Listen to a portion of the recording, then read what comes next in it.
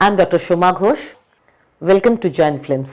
हाय मर जाएंगे हम तो लुट जाएंगे ऐसी बातें किया ना करो हमरी अटरिया पे आवो सफरिया।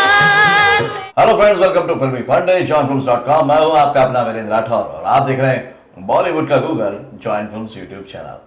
किसी भी कलाकार की एक बहुत बड़ी अभिलाषा होती है कि भाई उसको लोग पहचाने, उसको पुरस्कार मिले, उसकी जो कलाकारी है वो दुनिया तक पहुंचे।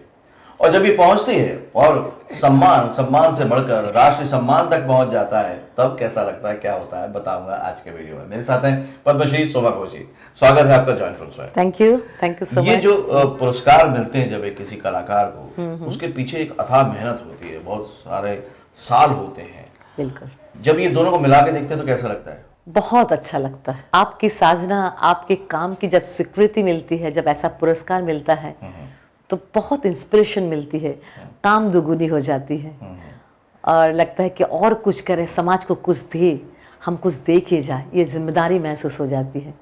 तो ये really very nice feeling. Okay, वाकई लोग तो इंस्पायर होते हैं, क्योंकि जब कलाकारों को पद्मश्री जैसा राष्ट्रीय सम्मान मिलता है तो बहुत सारे नए लोग भी इनकरेज होते हैं कि यार हमें भी करना चाहिए। अदरवाइज ज्यादातर लोग तो डरते हैं। तो आपकी शुरुआत जब संगीत के साथ हुई तो किस तरह से हुई, वो क्या मौके थे? मुझे तो माँ के पेट से ही मिला, क्योंकि मेरी माँ श्रीमती अर्चना चक्रवर्ती जी बहुत बड़ी गायिका रही, सेनिया घराना की, बनारस। हम मेरा जन्म कर्म सब कुछ बनारस से है। और मेरी माँ छोटे छोटे बच्चों को सिखाती थी। बड़ी बच्चे बस मैंने बड़े बच्चों को भी सिखाते थे। तो तब माँ प्रेग्नेंट थी, मैं पेट में थी, तो उसी समय पेट से ही कहते ना वो सुनना शुरू हो गया था। फिर मेरा जब जन्म हुआ तो गोद में लेके सिखाते थे बच्चों को। तो ट्रेनिंग चालू हो गई थी, क्योंकि हम लोग 5 भाई बहन, हमको ही विरासत में मिला। क्योंकि वही साइंटिफिक है। कहते ना अगर बच्चों को अगर माँ गाते भी नहीं है, आप उनको जब जन्म से पहले उसको अगर सुनाते रहे तो वो गाता है जरूर। राइट। तो वो जो फ्रिक्वेंसी थी संगीत की और जो सीखने की थी वो तो गई। लेकिन फिर भी होता है कि जब हमने संगीत सुना तो सही, लेकिन हम जब बड़े होते तो ज्यादातर हम एकदम से इंस्पायर होने लगते हैं बॉलीवुड के गानों से, बाकी चीजों से इन्फ्लुएंस होने लगते हैं। लेकिन वो जो संगीत जो साधना वाला है और जो एकदम सुरों की पकड़ है, घराने वाला है, उसके साथ आपका क्या वो बना रहा रिश्ता, या कभी लगा नहीं बॉलीवुड भी? देखिए, बॉलीवुड में जो 60s, 70s, 80s के गाने हुए थे वो एक घराना है संगीत की। उसको सुने बिना कोई शास्त्रीय कलाकार भी कलाकार नहीं बन सकता है, ये मेरी धारणा है। मैंने बचपन से मदन मोहन को सुना। जरा सी आहट होती है तो दिल सोचता है कहीं ये वो तो नहीं। ये यमन है। देखिए, यमन का जो इमोशन है यही है कि शाम को जो पत्नी इंतज़ार कर रही है पति की, और वो पति ऑफिस गए हैं, काम से गए हैं, वो सज धज के ये वियोग श्रृंगार, यही यमन की भाव है। तो मदन मोहन जी, SD बर्मन, नौशाद जी जिस तरह से यमन को समझा है, एक शास्त्रीय कलाकार नहीं समझ पाता है।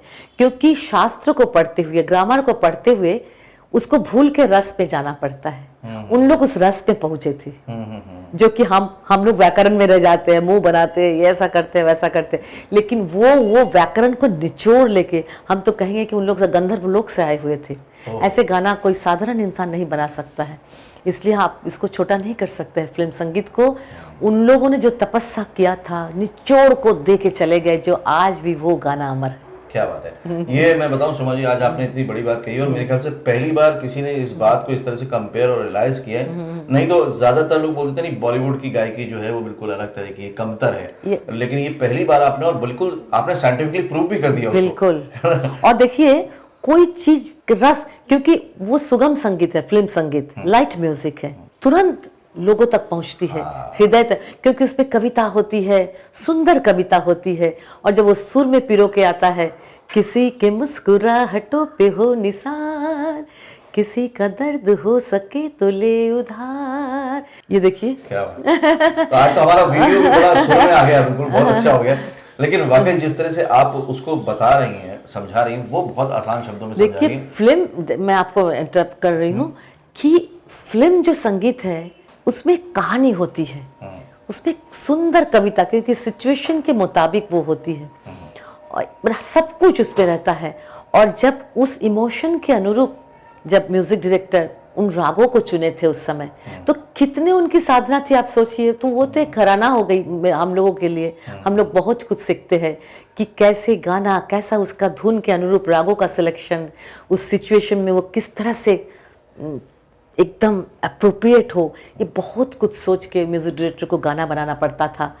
आज इसकी थोड़ी सी कमी लगती है, लेकिन वो कमी चले जाना चाहिए, क्योंकि सारा दुनिया फिल्म संगीत को नकल करता है, उसी को अनुकरण करता है। जो लोग स्कूल कॉलेज जा नहीं सकते हैं, गांव गांव में लोग जो अनपढ़ होते हैं, वो इन्हीं गानों को सुन के संस्कार सीखते हैं। तो इसलिए जब मैं छेड़ दिया, एंटरटेनमेंट नहीं है, नहीं, इसमें सारे सबको आप देखिए ना, पहले ज़माने में हर फिल्मों में एक होरी के गीत होते थे, एक राखी के गीत होते थे, एक लोरी होता था। तो कितनी सारी चीज़ें लोगों को मिल जाता था। लोग बच्चे को सुलाने के लिए वो फिल्मों के गीत से लोरी को पिकअप कर लेते थे। बहुत मतलब वो जिंदगी से जुड़ाव था, हाँ, जिंदगी का जुड़ाव था। तो ये तो आपने बहुत अच्छे से समझाया कि बॉलीवुड का संगीत भी अपने आप में बहुत रेस्पेक्टेबल है, बहुत अच्छा है, क्योंकि वो आम लोगों तक पहुंचता है, उनकी जिंदगी को छूता है। तो अभी मैंने एक गाना गाई है, बनारस के ऊपर एक फिल्म बनी है OTT प्लेटफॉर्म में, बनारसिया के ऊपर। ओके। बड़ा नादान मोरा बनारसिया, टुक टुक देखे करे न कोई बतिया, जियरा जराए मोरा बनारसिया।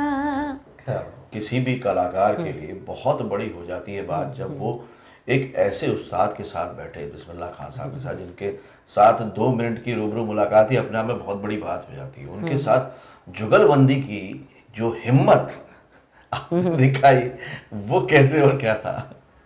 वो तो बड़ी अजीब कहानी थी। मैंने गाना शुरू किया और जैसे ही शुरू किया, बाबा एंट्री उनका व्हील चेयर से, बैकड्रॉप से, हमारे हस्बैंड और सब लोग लेके आने लगे।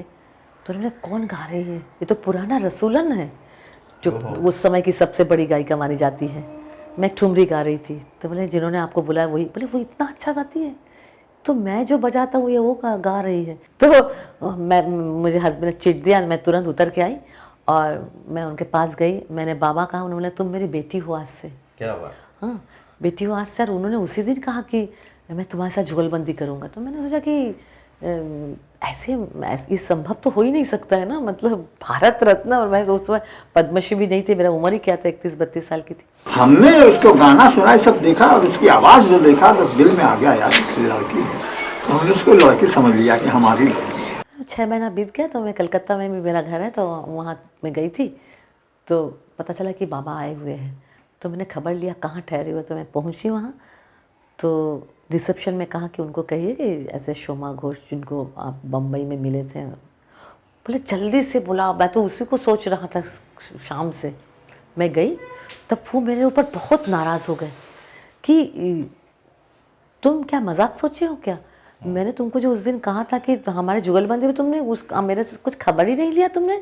मैं मजाक थोड़ी ना कर रही, अल्लाह का करम है। तो मैंने रो दिया। मैंने, बाबा ये कैसे होगा?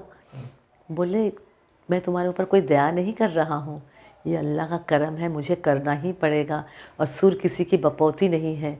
और ये रिश्ता जो हम बना रहे तुमसे, ये रूहानी रिश्ता है और ये तुमको बनारस आना पड़ेगा। मेरे परिवार के सामने तुमको हम सबके साथ मिलाएंगे और ये हमारी जुगलबंदी होगी। तो मैं बनारस गई तो उन्हें पूरा परिवार के सामने मुझे पेश की, मुझसे गाने के लिए कहे। मैं गाना गाई। फिर हमारी रिहर्सल हुई, फ़ोटो सेशन हुआ और दुनिया के कोने में खबर पहुंचा। उसके बाद तो मेरे ही साथ उन्होंने जुगलबंदी की और किसी के साथ नहीं की। अब जो नए गायक गायिका आना चाहते हैं, जैसा आपने कहा, कलाकार की जिम्मेदारी होती है, बिल्कुल, तो आप क्या कहना चाहेंगे उनसे? ये कहना चाहूँगी कि रूट को समझो पहले, संगीत को समझो पहले। बाबा भारत रत्न बिस्मिल्लाह खान साहब हमेशा बोलते थे, गाना बजाना तो बहुत दूर की बात है, पहले तो परिचय कर लो, संगीत है क्या? वो तो ईश्वर है। और ईश्वर को पाना क्या इतना आसान है? ईश्वर को पाना बिल्कुल आसान नहीं, बहुत तप की ज़रूरत है, बहुत साधना की ज़रूरत है, अगर रूट ही नहीं है। क्योंकि हम अभी भी कहा था कि जो गाने अमर है उसका रूट बहुत मजबूत है।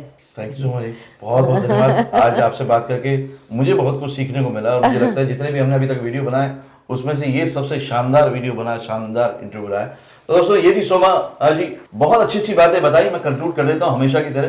पहली बात यह है कि अगर आप कलाकार हैं तो दिल से बस अपनी कला की साधना में लग जाइए। आप जो रिजल्ट के बारे में सोचते हैं उससे ज्यादा भी मिल सकता है, बहुत ज्यादा भी मिल सकता है, जैसा कि सोमा जी के साथ हुआ। भली बॉलीवुड के गाने नहीं मिले, बल्कि फिल्म इंडस्ट्री के परिवार से थी वो उसके बाद भी, लेकिन बिस्मिल्लाह खान साहब के साथ खुद वो बोले, भारत रत्न बोले कि मेरे साथ जुगलबंदी करो, इससे बड़ा पुरस्कार और कोई नहीं हो सकता।